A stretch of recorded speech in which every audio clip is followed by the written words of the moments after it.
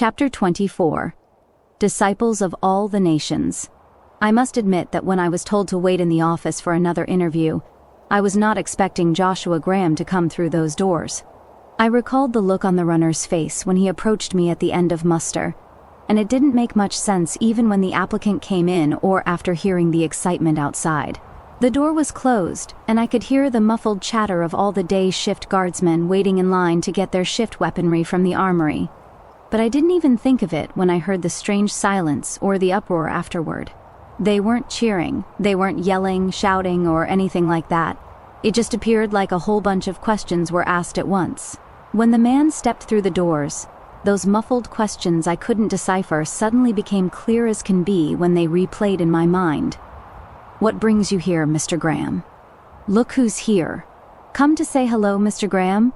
Perhaps the boys outside didn't know what to think when he entered the barracks, then the office, and when the door shut behind him. I was already stepping into the barracks by the time the muster was dismissed, and doubted any of the guardsmen knew I was in there for an interview. Either way, there he was. Joshua Graham stood across from me in worn brown cowboy boots, frayed jeans, and one of his old white shirts loosely tucked into his jeans, exposing that large belt buckle. He stared at me with every part of his body that would have otherwise shown skin covered in the familiar white cloth bandages, and those eyes were still as piercing and blue as the ones I saw that night he arrived. Idiot me was not expecting him at all, and as much as he seemed to have a certain way with me, his arrival only made me say, "How are you doing, Mr. Graham? I'd love to chat with you, but I'm about to interview another candidate for the guard." He stared at me silently until I felt my words trail off. It sunk in just then and hit me like a brick before he said calmly and deeply, "I'm here to join, if you'll have me." There simply isn't a lot to say about the interview. I hesitantly asked him all the questions I'd asked the others, and he answered them simply while my mind was firmly elsewhere. After all was done and he explained that his reasoning for joining was simply to give back to the community that accepted his return, there was another awkward moment of silence before he read the face I'd been making since he sat across from me. He asked flatly, "You don't know if you're allowed to accept me into the guard, or your detachment, do you?" I could only nod my head. That was what I was thinking. Still, the question reminded me of another thought I had near the start of the interview, thus prompting me to ask, "Who did you ask to request the interview?" I wanted him to say, "The constable gave me permission to interview and join," but instead he replied, "Oh, just one of the constable's runners I crossed paths with on my morning walk." He paused and must have seen the face I made at his answer because he added, "You're saying I should speak to the constable about it first?" Again, I could only nod. There, I thought of his first question at the end of the interview. "You don't know if you're allowed to accept me?" And that question was more than fitting. I didn't know if I was allowed to tell him welcome aboard, and strangely enough, I didn't even know if that was something I wanted. I thought of his arrival, the first time I landed eyes on him almost 4 months earlier, and then about the talk I had with him in Dr. Franklin's clinic. Then the night in the temple, the talk with Mrs. Neal, the warning from Cade, and then his display of brutal mercy in the middle of the market. Then I thought of the guardsmen. I thought of all their talk and enthusiasm for what had happened to that waster. I remembered the sight of all my comrades covered in their own bandages, the talk and speculation, the meetings with the elders, the questions on duty over the weeks. And then I thought of his stay at my family's home. I thought of that first dinner with him, Mr. Mathers, and Daniel under our roof, and what he said at the end there. He told us how he received approval from the constable himself for later service in the guard. Regardless of how I felt about Joshua or his actions, I really couldn't tell you what I thought of the idea when it was sitting in front of me. All I could say to him in that moment was, "At dinner, when you stayed with my family, you said the constable approved of your offer to join the guard." I hesitated, looking for more to add, something to take away from how I personally felt about his joining my detachment. Then I added, "I must admit that I wasn't expecting the constable to approve so soon." The silence hovered between us, and I studied his rapt face, wishing his face was exposed like others that I was usually good at reading. After a moment, he nodded ever so slowly and merely asked, "Should I ask the constable, or should you? I would greatly appreciate word from him whether or not the permission he and I discussed is a yes or a no." Another silence ensued, for this time a longer moment. Both of us were stuck in contemplation. He wondered whether or not I would reach out to the constable, myself still wondering how I truly felt about him or the idea of him joining the guard at all. I felt his eyes on my person and looked up from the papers on the desk to meet them before my mouth said for me, "I'll ask the constable about it and get back to you later. I will approve it. Who better for him to serve under than yourself, Paul? I'll admit that this is subject to change if the elders disapprove, but provided he remains inside the walls, atop the towers, and not in the market grounds, I don't see much issue with it. Perhaps he can serve as a runner or something in town?" The elders originally declined when the constable approached them about the idea of Graham serving in the guard. There was a lot to it, and the idea brought about another small series of meetings between himself and the leaders of the temple sect. I trained the other new men or joined my men in the markets, waiting for the moment that a runner would approach and say my presence was needed. But that never happened. The constable himself was the only person whose testimony was needed, and being one of the most loved men in the community regardless of sect or trade, he eventually got his way. I began wondering why the constable was so insistent about it, and distinctly remember one moment during the talk when I first approached the constable about who I interviewed. He asked me at the end how I felt about the idea, and I remembered thinking a lot about it afterward. At the time, however, I answered him with a simple, "He is certainly qualified." Still, I wondered why the constable seemed to fight for him so much. In the end, the short version that brought the elders around was the fact that he wouldn't be exposed to the population outside the walls, and the argument that he still had no place in the community. The latter fact was more than true. Joshua Graham was more or less put in an empty unit of that housing block for single workmen, just so the elders didn't have to think about him anymore, out of sight and out of mind. He became somewhat close with the workmen of that housing block, evidenced by the words of my new guardsmen, and that evening I spent over at their home. However, Graham's condition and situation made it impossible for him to work the fields, construction, scav, restoration, sanitation, water, or really any trade in town. Being without a job or task to do creates idleness. And I think it was the idea that they were forcing the sin of idleness upon a redeemed man that ultimately made the elders relent. That, and probable fear of what an idle ex-warlord would do if his mind wasn't occupied in a fruitful manner. Nearly 3 days after I interviewed Joshua Graham about placement in my guard detachment, the constable walked up the steps of the tower my squad was assigned to with another in tow. Constable Henshaw didn't need to introduce the boys to our newest man that late afternoon. Joshua Graham was assigned to my detachment, and the recruitment and replenishment was over at last. The next day, some of my men went across town to pull down the posters we put up. The training with the new men went on. Joshua was issued the equipment of a guardsman, and I decided it best to rearrange my squads to accommodate the new men and the burned one. About 4 weeks later, this was a good setup. I moved John Langdon to take charge of the new men. They were done with their initial training by almost 2 full weeks, and were busy patrolling the markets for experience. There in the tower, I stood with a newly arranged squad atop the western tower. I hadn't really said much about my other squad leader, Chance Rhines, or the men who'd been under his charge for over half a year, but with the new arrangement, I was liking it. Joining me atop the west tower were Chance, Logan Barnett, Nathan, and Joshua Graham. I was still absent one squad leader since I lost Gavin Salazar in the white leg attack I mentioned last September. Because of that, I usually took charge of the boys occupying the east tower. During this time, I was going back and forth much more between my squads than I had previously. On this particular day, I was just checking up on Rhines, after spending much time with John Langdon and the new men throughout each day. Despite focusing on the new men, I was still much better about checking in with the other squads these days, especially after the rearrangement. Most of the time I wasn't with John and the new men.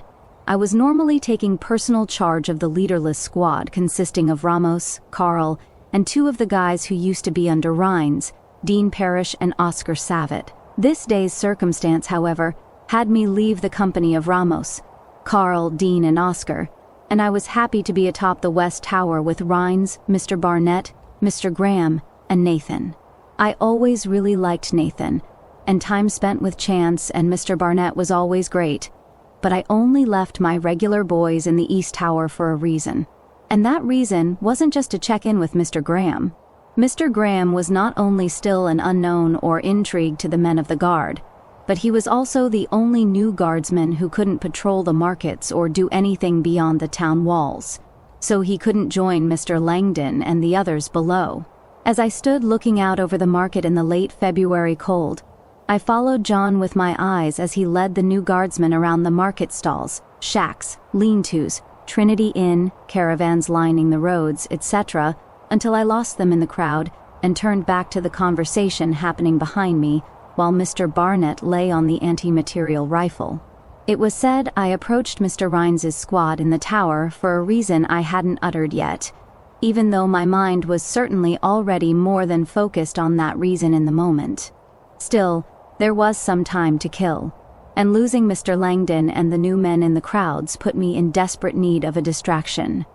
Thankfully, I had my distraction because of Nathan and the conversation he was having with Rhines. I heard Nathan say to me just as I turned, "So, Paul, Lieutenant Young, have you heard back from the constable regarding my petition?" "And what petition is that?" said I, before immediately remembering. "Would you let it go, Nathaniel?"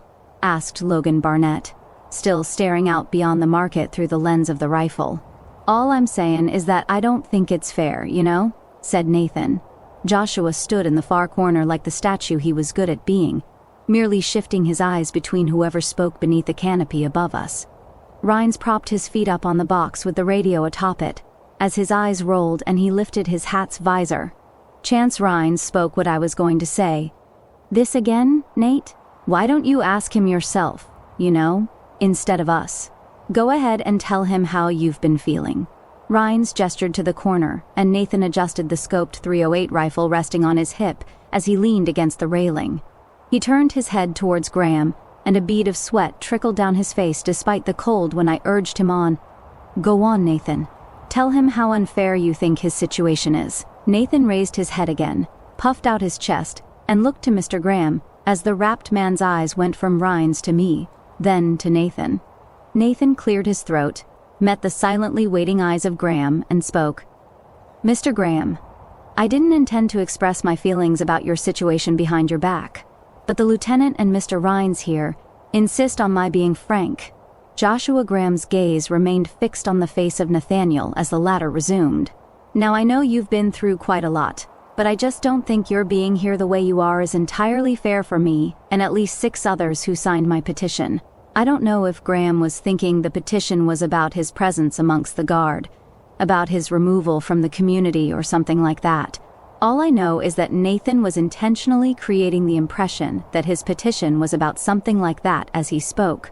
Either way, the eyes of Graham remained piercing the young man's soul when he finished expressing the cause for his petition of grievance with the former legate. I'm sure I speak for many other guardsmen when I say I don't think it's fair that you get to wear jeans every day on duty, and we have to wear the black cargo pants and uniform all the time. Logan audibly stifled his laughter behind the bolt of that sniper rifle. Rhines and I couldn't help but shake our heads. And Mr. Graham remained a silent statue, as Nathan let loose a sigh, as if he was just relieved of the heaviest burden. A momentary silence lingered. Graham's eyes pierced the young jokester further, and Nathan added, "Still, all my petition asks for is a casual Friday for the guard once a month. It just isn't fair that you get to wear jeans every day, while we have to wear the full uniform all the time. That ain't too much to ask, right?" Logan turned his head back to say, "It's Wednesday anyway, Nathan," to which Nathan only said, "Still." Graham was normally willing enough to engage with the guardsmen, whether he was joining my normal group in the towers or the squad under Rhines. He usually had the odd word to say about this or that to whatever was talked about or whatever question was sent his way by the younger guardsmen. He was largely exempt from the training of the new men and stood apart from the groups atop the tower when he wasn't acting the part of a messenger or manning the anti-material rifle. Apart from the normal training a new guardsman of the community was subject to, the man was also exempt from the traditional uniform requirements as well. This is what prompted Nathan to make his stupid petition for the constable about getting a casual Friday for the guard once per month. Nathan was literally the only one I knew to ever vocalize his concern about this matter that I knew of, and I was only able to imagine the other 6 who signed it did so as part of a joke. And so, long after Nathan was done speaking, Joshua Graham continued to stare at Nathan, clad in some snakeskin boots, worn jeans, a white long sleeve, a black SLCPD guardsman vest, and without the optional cap of a traditional guardsman. I never did hear why the constable allowed him to join without the mandatory black boots and pants, but when I brought up Nate's petition in a chat with him a few days previously, the constable only replied, "Nate's a fool." Most of us figured Graham's choice of apparel had something to do with his burnt skin condition, while others figured the constable had more things to worry about than the uniform of the new Canaan Guard's special case. Long after Nathan finished speaking, the silence was finally broken when Joshua said, lowly and seriously, "Hand me the petition and I will sign it for you, Nathan." Nathan shouted his joy at this, and just before Rhines or myself could warn Graham not to indulge Nate's sense of humor, someone came up the steps to the tower. Seeing it was none other than the constable, the large man greeted the whole tower, asked how Mr. Graham was doing, and said to me, "Figured you'd be up here, Paul. Thought I'd personally let you know that you can leave for the day. I will be attending as well so we can head to the ceremony together, if you don't mind such a thing." "That's wonderful, sir. Thank you so much," said I, seeing the confused looks from Rhines and Nate. Logan glanced back at me for the news, and Graham remained in place before I spoke the news I originally came up to this tower to deliver. "Boys, if you'll excuse me, I'll be leaving you under the care of Mr. Langdon and Rhines for the rest of the day. I need to go be there for my daughter's departure ceremony." At the last word, the faces of Nathan and Rhines twisted from confusion to happiness as they remembered what I'd been talking about the past 2 weeks on duty. "That's right. Give Michelle my best, Paul," said Rhines, followed by the others giving similar sentiments. I blushed as I stepped towards the constable, and just before I let them all know that they were invited to my family's celebratory dinner that evening, Mr. Graham said the simple words, "I'll pray for her." I think it was the way he said those words that stuck with me, but I didn't have time to think about it as I left them all with the invitation and proceeded down the steps with Constable Hanshaw.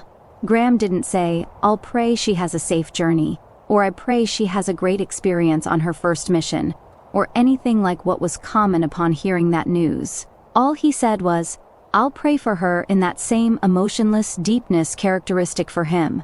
I again didn't think much of that at the time. I was too excited to see my daughter on the proudest day of her life so far, and forgot about the words of Graham almost as soon as I stepped into the street with the constable. Constable Hanshaw and I walked down the road towards the town center silently for only a few moments before I remembered I was supposed to retrieve Michelle's gift on my way over. Stopping in the street, I said I had to make the quick detour, and why.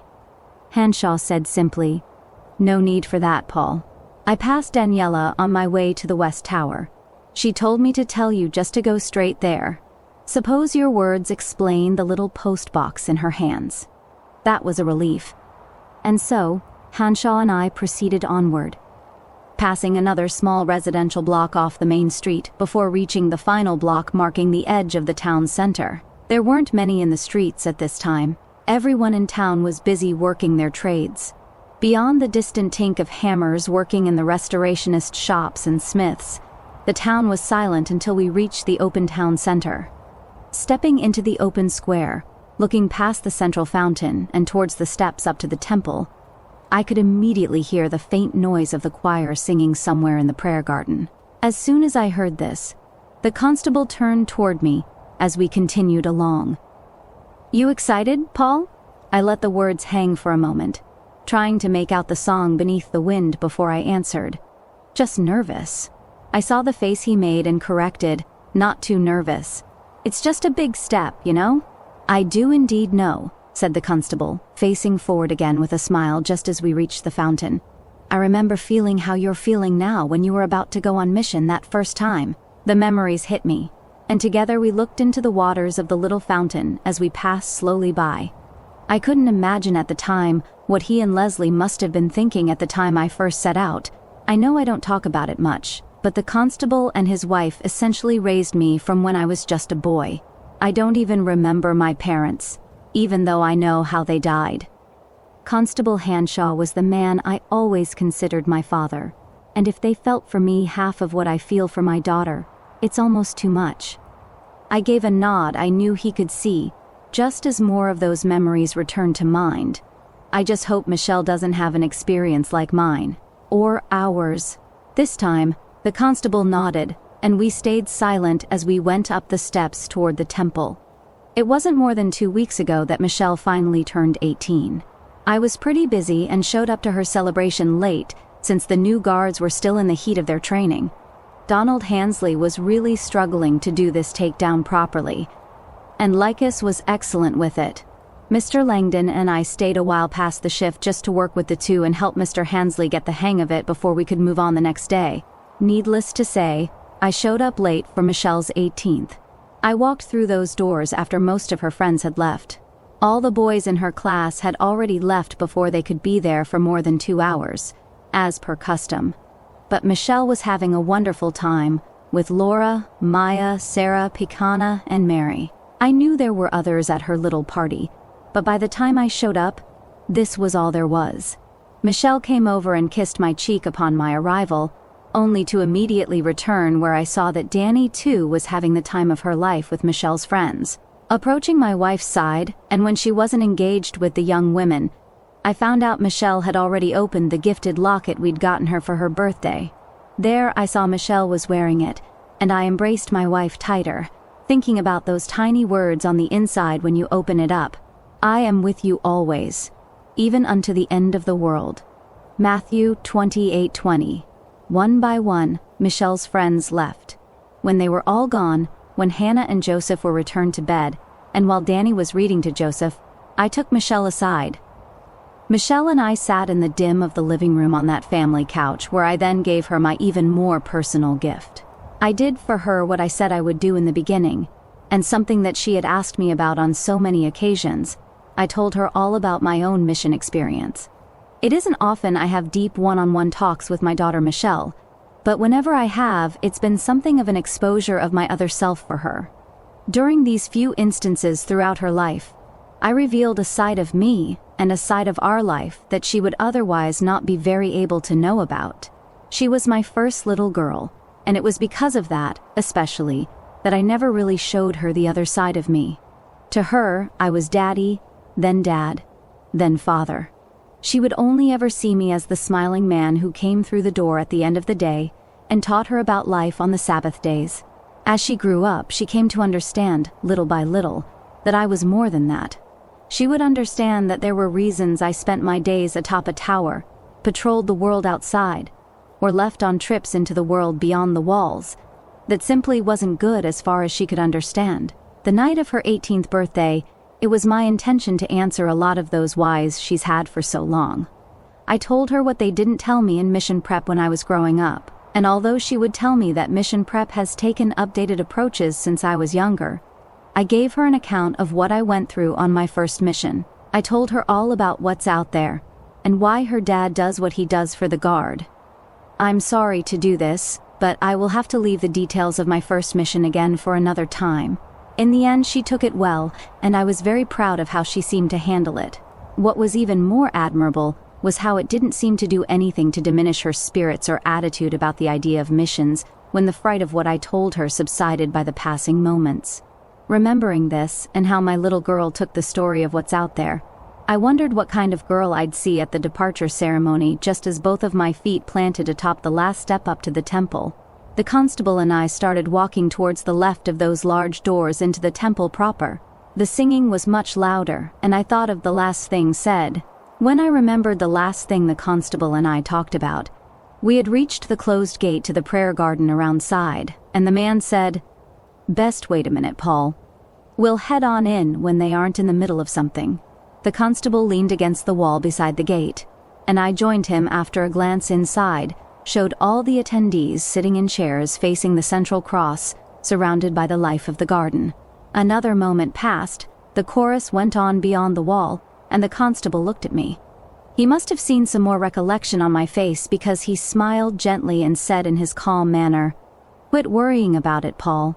I dropped my expression, his words bringing me fresh life as he looked out at the fountain in the square. "Michelle's a wonderful and smart girl, Paul. She'll be fine. The missus and I have been praying she gets there and has a wonderful and safe experience like all the other young ones going out these days," the constable went on. But after this, I didn't hear much else. I began to think again. I knew what he said was true, but for whatever reason, hearing what he said made me think of Graham. The constable said that he and Leslie had been praying for Michelle's safe journey and a wonderful time like the rest of New Canaan's youth in recent months. I thought of Graham's simple departing words to me, "I'll pray for her," and began to wonder what that prayer would be like. I didn't know what he meant exactly, but somehow I think I did, because almost immediately I began thinking of the Lord's Prayer. Pray then like this: Our Father in heaven, hallowed be your name. Your kingdom come, your will be done, on earth as it is in heaven. Give us this day our daily bread, and forgive us our debts, as we also have forgiven our debtors. And lead us not into temptation, but deliver us from evil. The Lord's Prayer does not guarantee an easy time. Prayer in itself does not guarantee that all your wishes come true. God is not a genie who will promise you your every want and desire. Prayer does not promise you 1,000,000 caps, to never get sick, or even promise a safe mission for your eldest daughter. The key words are to He Himself, your will be done. He will never push us to our temptations, but He will always deliver us from evil.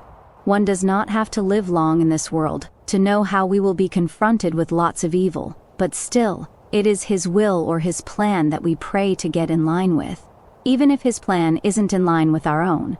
And even if we make the mistake of doing something evil because of that. The chorus had ended, and the constable silently opened the gate for me to enter. Looking over the chairs before the podium in front of the cross, I found the back of my wife's head beside that of my younger children. I approached my family as the choir was still leaving their places behind the central cross, but before I reached the empty chair beside my wife, the constable tapped me on the shoulder and whispered, "Find me after the ceremony. I have a new task I need you to carry out." I was going to tell him to let me know about it now, but he gave me a shooing gesture as he said, "Forgot to mention it on the walk here, but just enjoy the ceremony and don't worry, it's nothing big." At this, I agreed and took my seat beside my wife in the crowd of other parents. Joseph was staring at something on his hands beside Danny, but Hannah gave me a little wave that I returned. As the head of missions coordination, Mr. Stan Oakley took to the makeshift pulpit in front of the central cross. I followed the constable as he made his way around the crowd towards the right-hand side of the pulpit, where there was a small formation of 8 guardsmen. Most of the guardsmen looked like they were from the ranks of Lieutenant Herbian and Roth. The constable took his place beside them. On the left side of the pulpit were all the students of Michelle's class, 14 in total.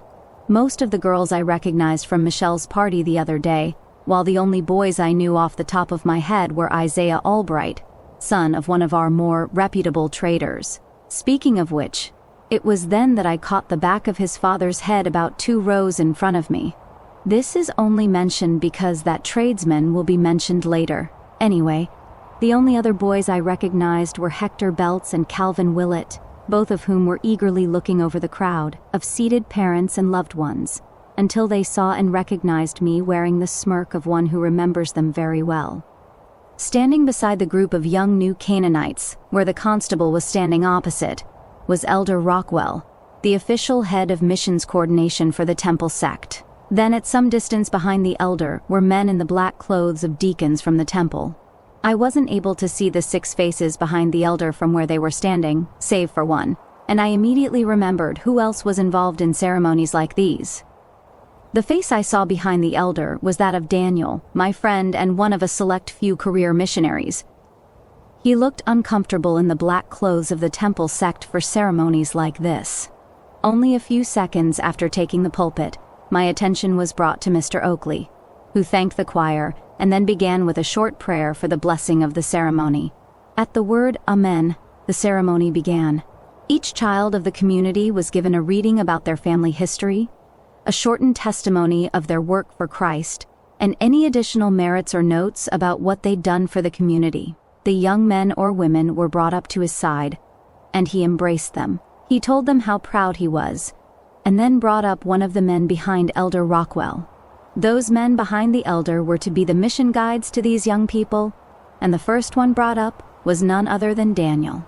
After a short applause from all of us seated, the young woman beside Mr. Oakley was formally introduced to Daniel, who was said to be her guide to the Sevieri peoples of the southwestern wilderness. Mr. Oakley then introduced the next one to join them in their journey to the peoples of that shore was Maya Lukene. It went on like this. Mr. Oakley brought up each young man or woman in pairs, with an introduction to the career missionary who would escort and accompany them to the designated tribe in between. Michelle was called sixth to join her friend Sarah Parsons, headed by Mr. Padilla, the missionary. Danny was wiping the tears from her eyes when Michelle's name was called, and I was more than proud to see her walk to Mr. Oakley and her friend with the confidence and posture of the woman she already was.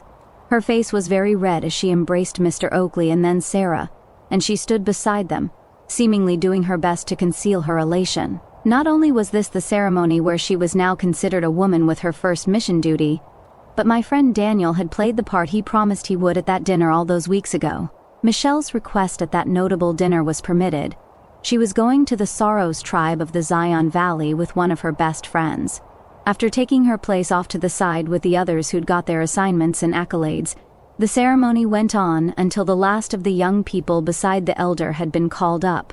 Once all was over, and once the parents were ready to storm their children and embrace them, Mr. Oakley asked everyone to stand.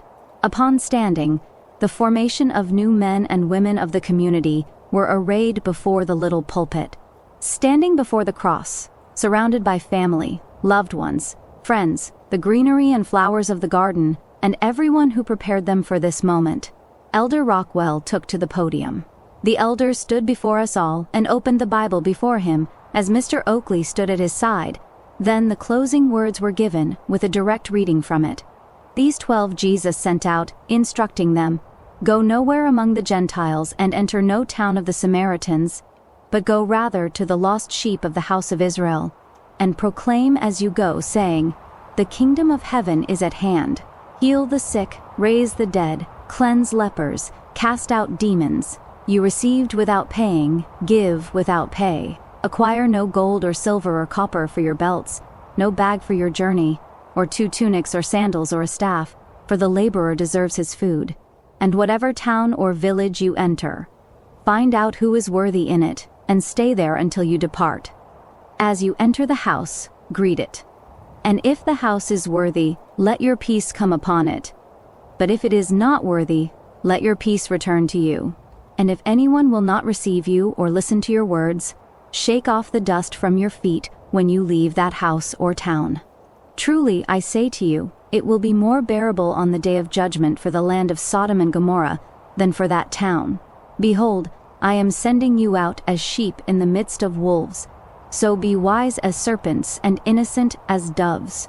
Beware of men, for they will deliver you over to courts and flog you in their synagogues, and you will be dragged before governors and kings for my sake, to bear witness before them and the Gentiles. When they deliver you over, do not be anxious how you are to speak or what you are to say, for what you are to say will be given to you in that hour. For it is not you who speak, but the Spirit of your Father speaking through you. Brother will deliver brother over to death, and the father his child, and children will rise against parents and have them put to death. And you will be hated by all for my name's sake, but the one who endures to the end will be saved. When they persecute you in one town, flee to the next, for truly, I say to you, you will not have gone through all the towns of Israel before the Son of Man comes. When the word was read, the cheering began, and all the families ran to their prospective children. I couldn't hold Danny back if I wanted to. She immediately ran to Michelle, and the young ones followed their mom. I wanted to, but I felt I needed to have a moment to myself before approaching my daughter. I think, really, I just wanted to make sure I didn't cry in front of her. Either way, I didn't have much time to myself because after seeing Danny collide with Michelle, My eyes drifted to the constable who was speaking to the men of the guard. Based on experience with this sort of ceremony, I knew he was assigning them as escorts to particular mission groups and laying out the instructions for such a thing. After a moment, I returned my attention back to Michelle, who saw me through an opening in the crowd and waved at me as her mother was speaking to her. In just a moment, Michelle's eyes went from her mother to me again, and I was struck by something powerful. The look on her face and the little wave she gave me made me remember something from so long ago. Michelle was maybe 5 at the time, and I had just returned from a time I was sent as an escort to a group of first-time missionaries. The details had been lost or buried by so much time, but I remember it didn't end well. The young men made it to their assigned tribe, but I lost a friend of mine doing it. Zachary Lloyd was his name. Just another young man of the guard who returned to the kingdom in what I felt was too soon. I remembered coming home, seeing my wife run out the door, sobbing tears of mourning for the loss of Lloyd and tears of thankfulness that I was all right. It was as I embraced my wife, feeling her hot tears on the side of my face, smelling the fragrance of her disheveled hair, and fighting back my own tears that I saw little Michelle standing in that doorway. There, in the light of the sunrise, I saw Michelle in the PJs I got her for Christmas, holding her toy bunny in one hand and giving me that very same little wave that day as the one she was giving me in the present. Those green eyes on that day were the same as the ones looking at me during this departure ceremony, all grown up, but just as innocent. That thought alone nearly made me explode into an embarrassing wreck as I waved back. Before I could lose control and run to embrace my daughter, Daniela gathered Michelle's attention back, and the constable thankfully came to my rescue. The large man stood before me, and without much else of an introduction, Constable Hanshaw threw a big arm around my shoulder, saying, "Before you run off to your family, Paul, I want to apologize for not putting you on as an escort for Michelle. You know the rules about that, though, huh? I knew I couldn't serve as escort. The idea hadn't really even crossed my mind." Still, the constable went along. Anyway, back to what I was hinting at before the ceremony. I just want to let you know you don't have to worry about a distraction while your daughter is headed out. I'd like you to get the new boys minus Graham some experience. So, I'm having you wrangle 3 of your fellas to set off with Albright Sr.'s caravan as escorts. Sound good? The question wasn't necessary. I accepted the constable's task out of duty to the new men, and out of effort to keep my mind occupied after the departure of my eldest daughter. Although it may have been somewhat misleading, the departure ceremony was just a name. The new young men and women of the community weren't setting off right then and there from the gates of the prayer garden. The departure for their first mission was actually to take place the next morning before the light of dawn. All the groups would set out in different directions, some going north, some south, some west, and some east. Each was going to different tribes across the Utah wilderness who've asked for aid or assistance. Most of the tribes a group of first-timers was assigned to had already been vetted by the career missionary, who would accompany them, or a missionary that is picking up where another left off. The end of the ceremony in the garden only meant the resumption of celebrations until the next morning. Some of the families didn't have plans for parties, or tacked their plans onto that of another family. In our case, Danny decided to go all out for Michelle, and so Sarah Parsons and her family joined us in the walk to our home. The enthusiasm of the girls and our 2 families truly was heartwarming, and the night of celebration would be even more so before their departure into the Utah wilderness. Arriving at our home, the young women and the children of our 2 families talked or played, while me, Danny, and the other adults finished setting out the decorations and seating. Within the fence of our front yard, we had set up 2 large tables, rekindled the fire pit, and the fun times were underway while the younger kids continued to laugh and play. Neighbors and friends would stop by to give their congratulations while the adults finished prepping the meal in the kitchen, and our whole property was soon like a little block party on this side of town. This only increased when the workday ended, and the neighbors returned to their homes only to join what was happening at our place. Just before 6 p.m., the food was set out, and the whole thing was wonderful. Between the kids playing, the adults relaxing or talking to the young people, the spectacle reminded me of the other reason I had joined the Guard. Perhaps I don't talk about it as much as I should, but aside from me being terrified of what inhabits the world beyond the walls, I knew the biggest reason I was a member of the Guard was because I absolutely loved everyone and everything within it. That love only solidified itself when I looked at events like the Christmas or Easter ceremonies involving the whole community, or small events like this that just involved a few of the families and a couple neighbors.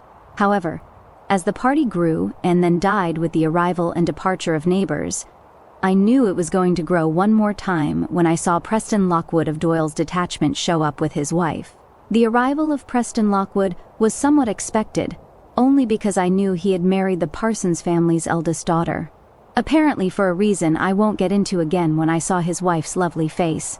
Either way, his arrival made me realize it was a little past 6 p.m., and there were more people coming to give Michelle congratulations. Most of the new guys stayed behind at the barracks despite being invited.